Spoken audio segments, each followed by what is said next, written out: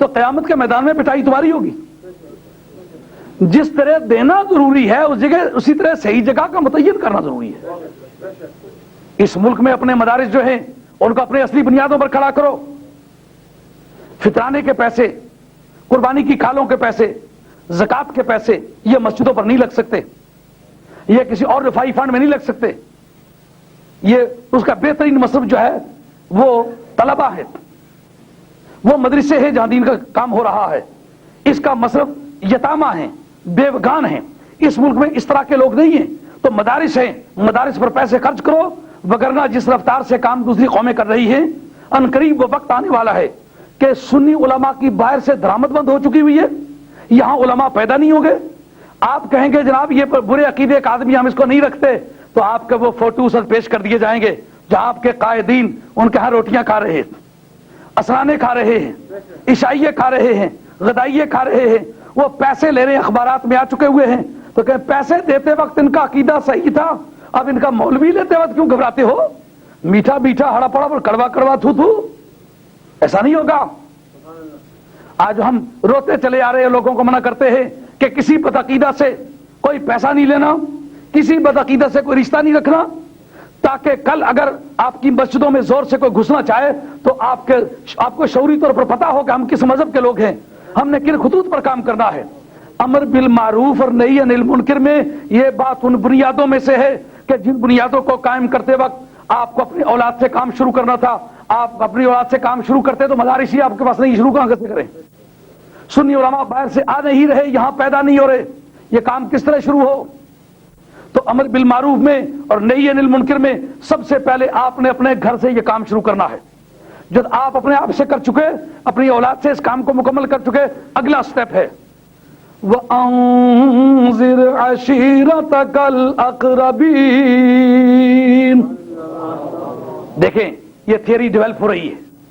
پہلے اپنے آپ سے، یعنی ایک آدمی خود نمازی نہ ہو تو بیٹے کو بیٹے نماز پڑھا کرو. انہیں پتا ہے جگہ چنگی کوئی چیز نہیں، چاچا آپ پہلو نماز پڑھنا تھا، آپ سگریٹ ہے نا سوٹا پیا مارا تھا، سگریٹ نہیں پی نہ سکے نکیوں کر کلان تو پئی کی تو نہیں چھٹ نہیں پئی.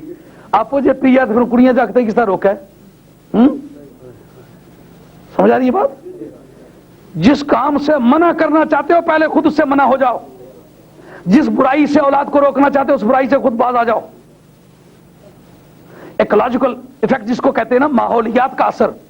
آپ نے دیکھا ہوگا کہ کشتی لڑی جا رہی ہوتی ہے ٹی وی کے سکرین پہ، تو دو آدمی بیٹھے ہوئے جب دیکھتے ہیں کہ دو آدمی ایک دوسرے سے گتھم گتھا ہو رہے ہیں، ایک دوسرے کو اٹھا رہا ہے، دوسرا دوسرے کو اٹھا رہا ہے، تو ذہنی طور پر وہ آدمی اتنا اٹیچ ہو جاتا ہے جس میں تو ایک دوسرے کو گراتے ہیں تو آدمی بیٹھے ہوئے دیکھنے والے ایک دوسرے پر گر جاتے ہیں. حالانکہ یہ تو کشتی نہیں لڑ رہے، یہ ایکولوجیکل ایفیکٹ ہے، ماحولیات کا اثر ہے. جس ماحول میں وہ بیٹھا ہوا ہے اس ماحول کا اثر ہے کہ بیٹھا بیٹھا گر رہا. سمجھ آ رہی بات؟ آپ اپنے مدارس ایکسکلوسیو قسم کے نرے اپنے مدارس قائم کرو. آپ کو پرائیویٹ ایجوکیشن کی اجازت اس ملک میں ہو رہی ہے. ایک تازہ ترین میرے پاس پمفلٹ موجود ہے جس میں انہوں نے تجاویز دی ہے کہ مسلمان اپنے مدارس کے لیے انتظامات کریں، ان کو اس بات کی اجازت مل سکتی ہے. آپ اپنے ایسے مدارس جاری کریں جو لڑکیوں کے لیے الگ ہوں، لڑکوں کے لیے الگ ہوں، اس میں صحیح عقیدے کے لوگ آپ خود اپنے انتخاب سے رکھیں تاکہ صحیح عقیدہ آپ کے خاندان کو پہنچے اور آپ کے گھروں میں ایک خوبصورت توازن پیدا ہو. جب آپ اپنے آپ سے اور اپنی اولاد کے کام سے فارغ ہوئے تو حکم وانذر عشیرتک الاقربین، اب اپنے تبلیغ کا دائرہ بڑھا کے اپنے قریبی رشتہ داروں تک جاؤ. کیسا خوبصورت ہے کام!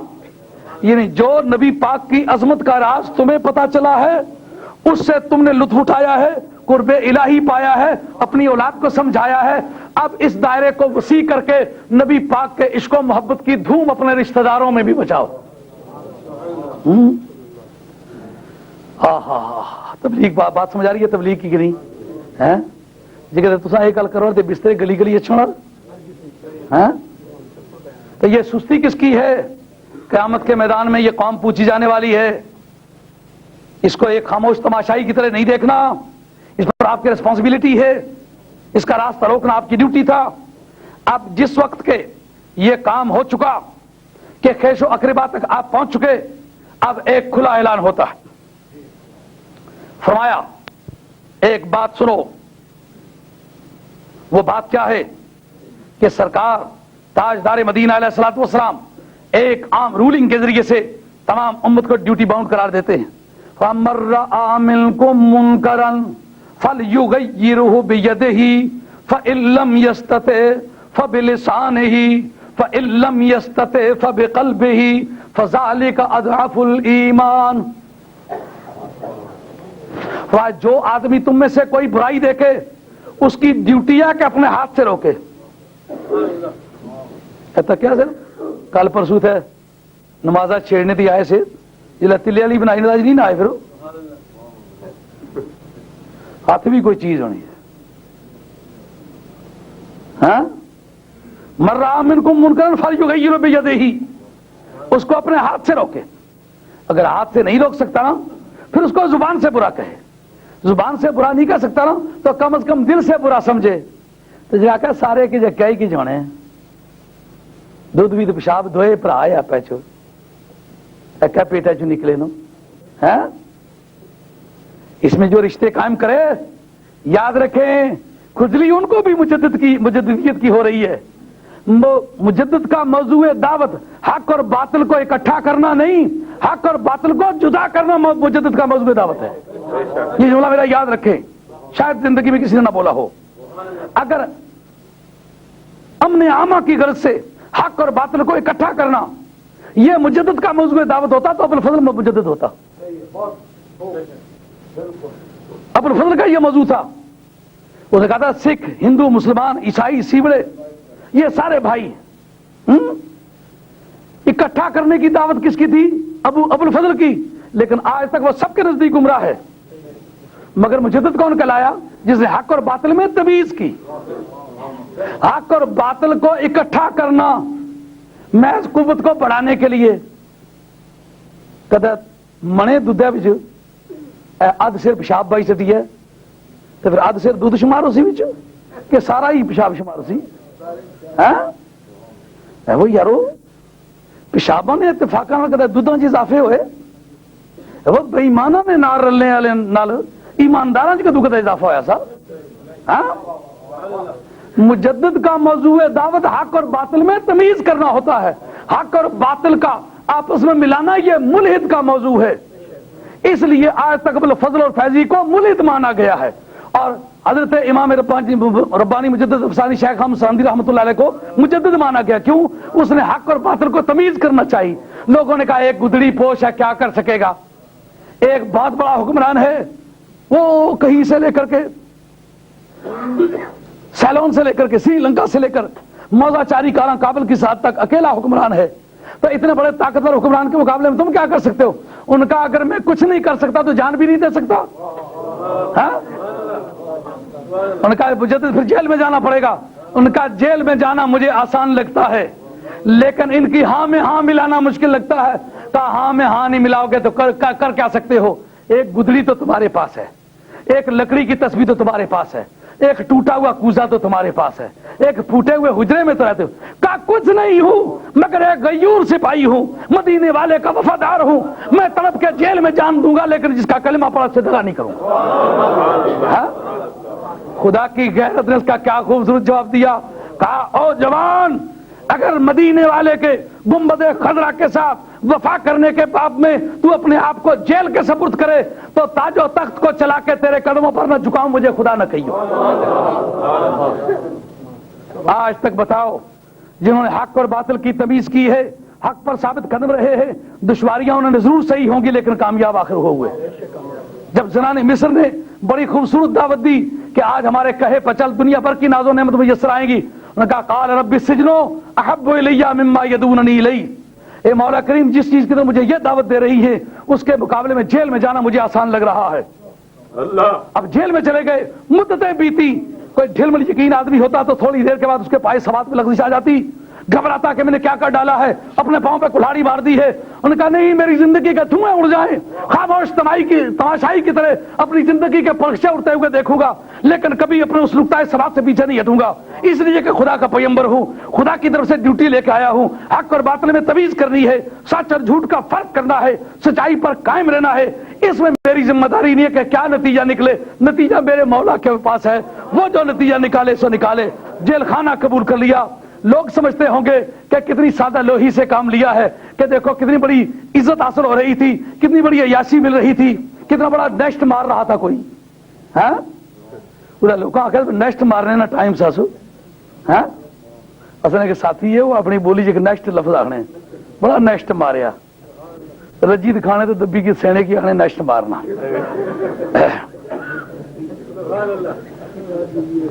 وہ سمجھتا ہے، لوگ سمجھتے ہوں گے اب تو یہ غلطی میں چلا کیسے سیاسی غلطی کی ہے معاذ اللہ. جس وقت سیاست اور صداقت ٹکرا جائیں اللہ والے سیاست کو چھوڑ سکتے ہیں، صداقت کو نہیں چھوڑ سکتے.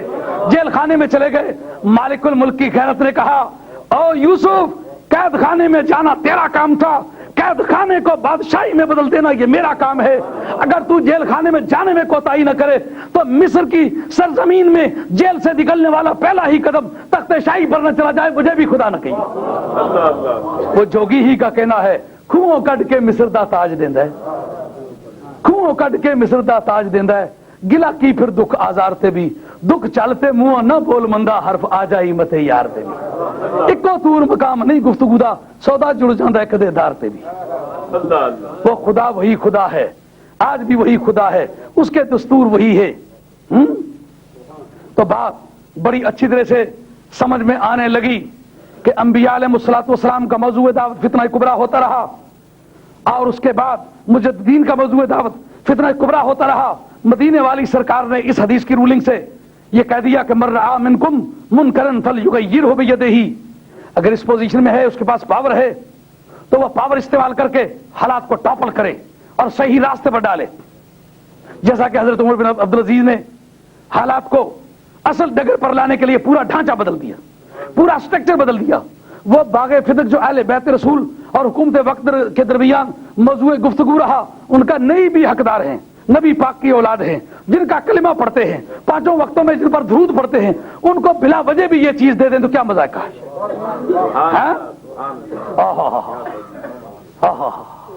مجدد کہلائے نا جی، مجدد تھے نا.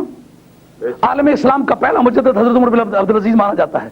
لوگوں کا خیال تھا جی وہ صدیق اکبر کا دور واپس نہیں آ سکتا، وہ جناب عمر کا دور واپس نہیں آ سکتا، وہ جناب عثمان کا دور واپس نہیں آ سکتا. لیکن انہوں نے بتایا کہ نہ شاخ گل ہی اونچی ہے، نہ دیوارے چمن بلبل، تیری ہمت کی پستی ہے، تیری ہمت کی کوتاہی. جس سے آج سے 2000 برس پہلے 2 میں 2 جمع کرو حاصل 4 آتے تھے، آج بھی 2 میں 2 جمع کرو تو حاصل 4 ہی ہے. دین ایسی سچائی ہے جیسا 2 میں 2 جمع کرو حاصل آج بھی 4 ہے. آج بھی تم خدا اور اس کے رسول سے وفا کر کے دیکھو، اس سے آگے چلیے. سرکار تاجدار مدینہ علیہ الصلوۃ والسلام کے دین میں گفتگو کرتے ہوئے ایک مسئلہ ضمن زیر بحث آئے گا. کیا پہلی امتوں میں بھی امر بالمعروف اور نہی عن المنکر کا سلسلہ چلتا تھا؟ ہاں، پہلی امتوں میں بھی تھا. پہلی امتوں میں بھی یہ پابندی تھی کہ نیکی کا حکم دو، بدی سے روکو. اور اس میں پہلی ڈیوٹی کن کی تھی؟ علماء کی. قرآن کہتا ہے لولا ینہاہم الربانیون عن قولہم الاسم وعن اکلہم السخط. حفاظ حضرات ٹھیک پڑھا میں نے؟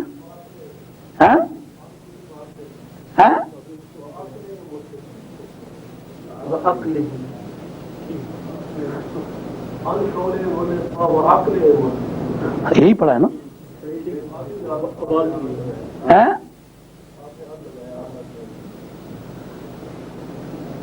ان قولہم الاسم و اکلہم السخط. جان دوبارہ لگایا؟ اچھا، معافی چاہتا ہوں، شکریہ.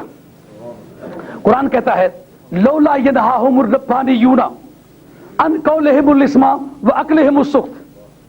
یہ جو علماء ساری زندگی ان کے نذرانے کھاتے رہے، انہوں نے انہیں حرام باتیں کرنے سے کیوں نہیں روکا اور حرام کھانے سے کیوں نہیں روکا؟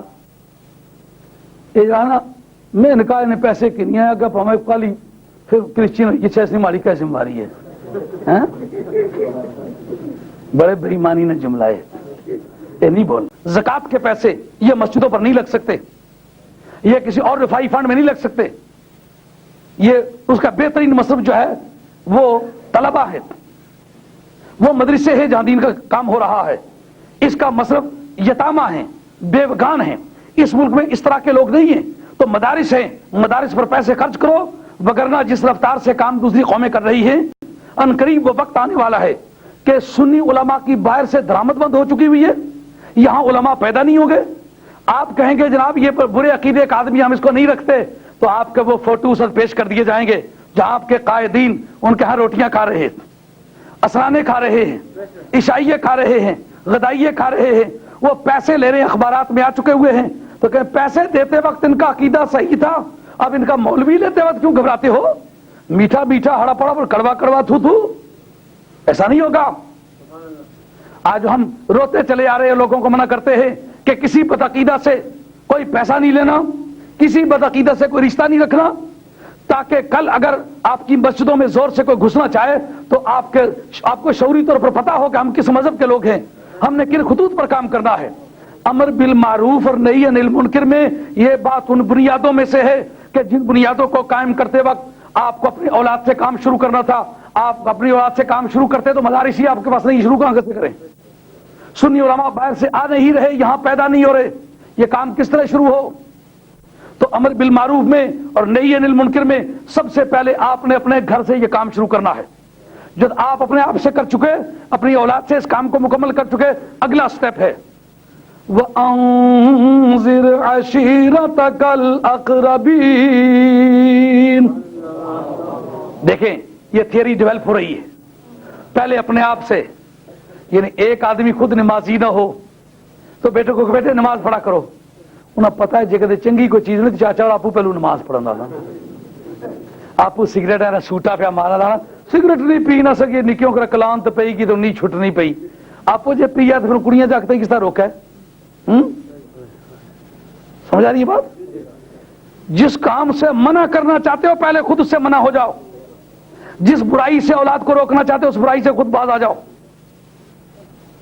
ایکولوجیکل ایفیکٹ جس کو کہتے ہیں نا، ماحولیات کا اثر، آپ نے دیکھا ہوگا کہ کشتی لڑی جا رہی ہوتی ہے ٹی وی کے سکرین پہ، تو دو آدمی بیٹھے ہوئے جب دیکھتے ہیں کہ دو آدمی ایک دوسرے سے گفتگو گفتہ ہو رہے ہیں، ایک دوسرے کو اٹھا رہا ہے، دوسرا دوسرے کو اٹھا رہا ہے، تو ذہنی طور پر وہ آدمی اتنا اٹیچ ہو جاتا ہے جس سے تو ایک دوسرے کو گراتے ہیں تو آدمی بیٹھے ہوئے دیکھنے والے ایک دوسرے پر گر جاتے ہیں۔ حالانکہ یہ تو کشتی نہیں لڑ رہے، یہ ایکولوجیکل ایفیکٹ ہے، ماحولیات کا اثر ہے، جس ماحول میں وہ بیٹھا ہوا ہے اس ماحول کا اثر ہے کہ بیٹھا بیٹھا گر رہا۔ سمجھ آ رہی بات؟ آپ اپنے مدارس ایکسکلوسیو قسم کے نرے اپنے مدارس قائم کرو، آپ کو پرائیویٹ ایجوکیشن کی اجازت اس ملک میں ہو رہی ہے۔ ایک تازہ ترین میرے پاس پیمفلیٹ موجود ہے جس میں انہوں نے تجاویز دی ہے کہ مسلمان اپنے مدارس کے لیے انتظامات کریں، ان کو اس بات کی اجازت مل سکتی ہے۔ آپ اپنے ایسے مدارس جاری کریں جو لڑکیوں کے لیے الگ ہوں، لڑکوں کے لیے الگ ہوں، اس میں صحیح عقیدے کے لوگ آپ خود اپنے انتخاب سے رکھیں تاکہ صحیح عقیدہ آپ کے خاندان کو پہنچے اور آپ کے گھروں میں ایک خوبصورت توازن پیدا ہو۔ جب آپ اپنے آپ سے اور اپنی اولاد کے کام سے فارغ ہوئے تو حکم وانذر عشیرتک الاقربین، اب اپنی تبلیغ کا دائرہ بڑھا کے اپنے قریبی رشتہ داروں تک جاؤ۔ کیسا خوبصورت ہے کام! یعنی جو نبی پاک کی عظمت کا راز تمہیں پتا چلا ہے، اس سے تم نے لطف اٹھایا ہے، قرب الہی پایا ہے، اپنی اولاد کو سمجھایا ہے، اب اس دائرے کو وسیع کر کے نبی پاک کے عشق و محبت کی دھوم اپنے رشتہ داروں میں بھی بچاؤ۔ تبلیغ بات سمجھ آ رہی ہے تبلیغ کی کہ نہیں ہے؟ جی تصا یہ گل کرو بسترے گلی گلی اچھا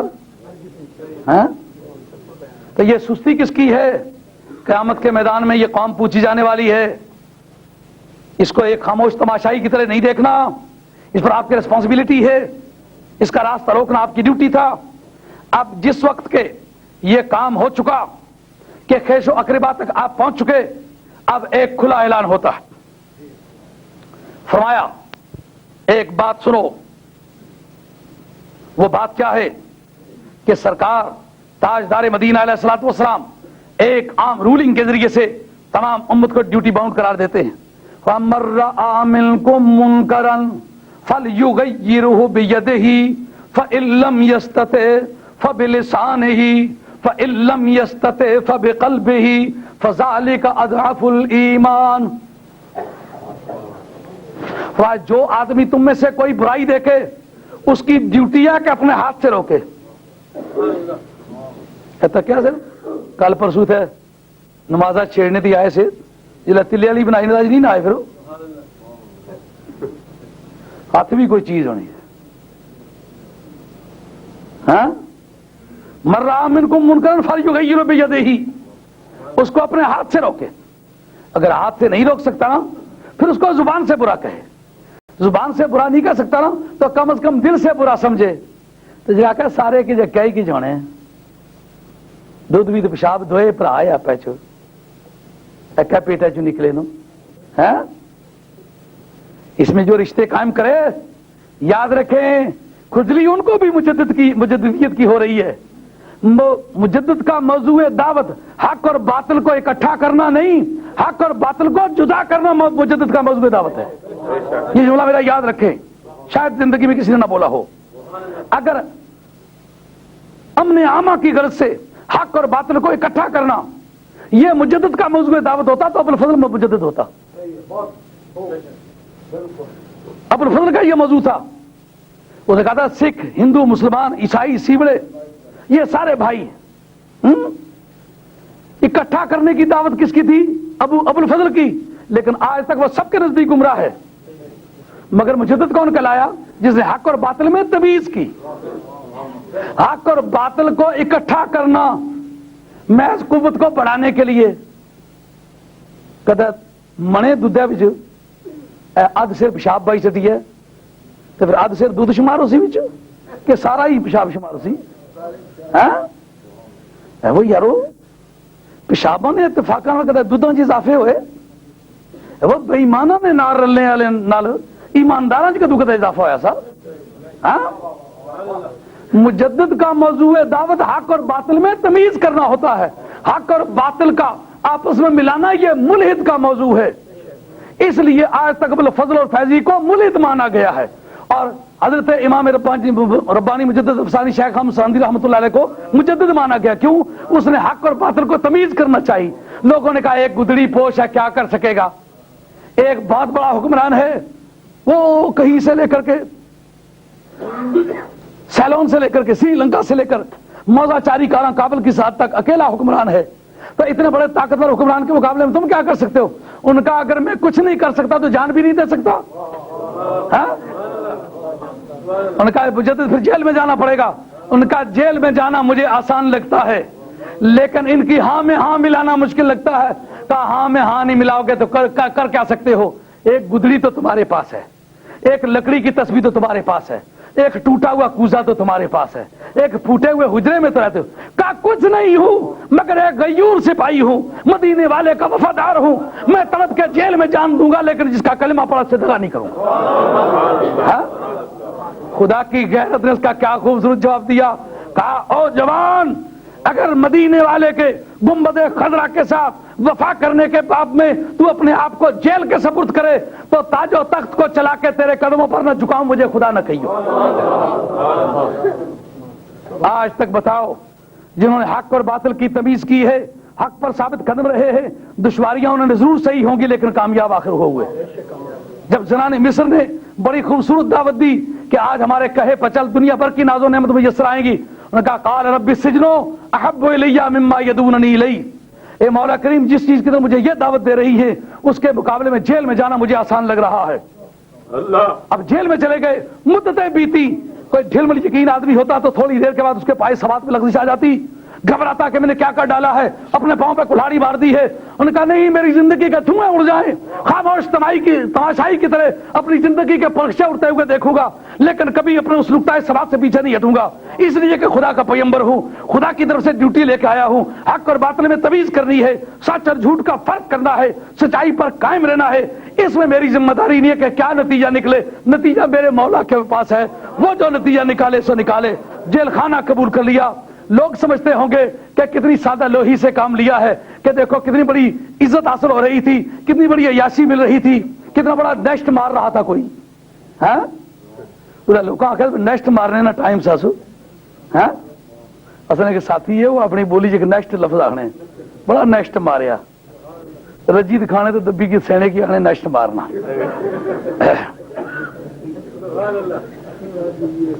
وہ سمجھتا ہے، لوگ سمجھتے ہوں گے اب تو یہ غلطی میں چلا کیسے سیاسی غلطی کی ہے معاذ اللہ. जिस वक्त सियासत और सदाकत टकरा जाएं, अल्लाह वाले सियासत को छोड़ सकते हैं, सदाकत को नहीं छोड़ सकते। जेल खाने में चले गए, मालिकुल मुल्क की गैरत ने कहा, ओ यूसुफ, कैद खाने में जाना तेरा काम था, कैद खाने को बादशाही में बदल देना ये मेरा काम है। अगर तू जेल खाने में जाने में कोताही न करे तो मिस्र की सरजमीन में जेल से निकलने वाला पहला ही कदम तख्ते-शाही पर न चला जाए, मुझे भी खुदा न कही। वो जोगी ही का कहना है, खूहों कट के मिस्र दा ताज देंदा है, खूहों कट के मिस्र दा ताज देंदा है। गिला की फिर दुख आजार ते भी, दुख चलते मुंह न बोल मंदा, हरफ आ जाई मते यार ते भी। इको तूर मकाम नहीं गुफ्तगू दा, सौदा जुड़ जाता है कदे दार ते भी। वो खुदा वही खुदा है, आज भी वही खुदा है, उसके दस्तूर वही है।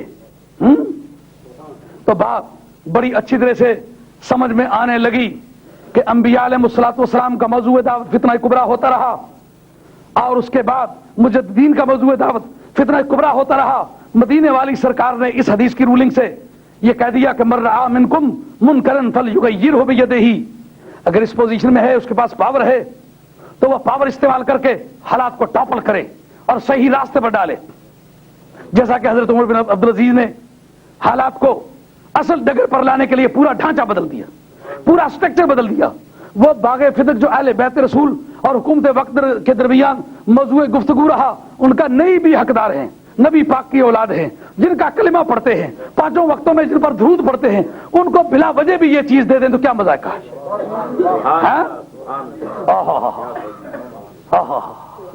मुजद्दिद कहलाए ना जी, मुजद्दिद थे ना। आलम इस्लाम का पहला मुजद्दिद हजरत उमर बिन अब्दुल अजीज माना जाता है।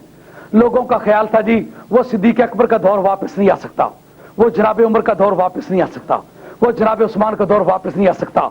लेकिन उन्होंने बताया कि न शाखे गुल ही ऊंची है, न दीवारे चमन बुलबुल, तेरी हिम्मत की पस्ती है, तेरी हिम्मत की कोताही। जिससे आज से 2000 बरस पहले 2 में 2 जमा करो हासिल 4 आते थे, आज भी 2 में 2 जमा करो तो हासिल 4 ही है। दीन ऐसी सच्चाई है जैसा 2 में 2 जमा करो, हासिल आज भी 4 है। आज भी तुम खुदा और उसके रसूल से वफा करके देखो, इससे आगे चलिए। सरकार ताजदार मदीना अलैहिस्सलाम के दीन में गुफ्तगू करते हुए एक मसला ज़िम्न ज़ेरे बहस आएगा, क्या पहली उम्मतों में भी अमर बिल मारूफ और नही अनिल मुनकर का सिलसिला चलता था? हाँ, पहली उम्मतों में भी था। पहली उम्मतों में भी यह पाबंदी थी कि नेकी का हुक्म दो, बदी से रोको, और उसमें पहली ड्यूटी किन की थी? उलमा की। कुरान कहता है लौला यनहाहुमुर रब्बानियूना अन कौलिहिमुल इस्मा व अन अक्लिहिमुस सुख्त। हुफाज हज़रात ठीक पढ़ा मैंने? हैं? हैं?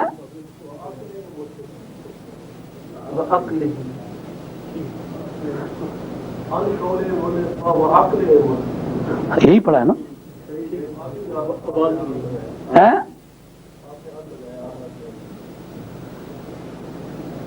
अन